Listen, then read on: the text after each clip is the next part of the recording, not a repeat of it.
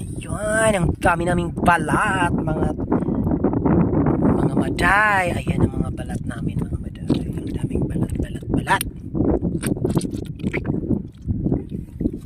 balat. Hihiwain yan mga maday.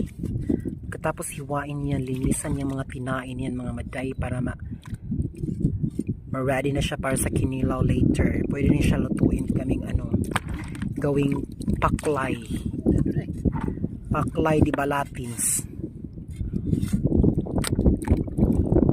Kasi mas malami siya kilawin.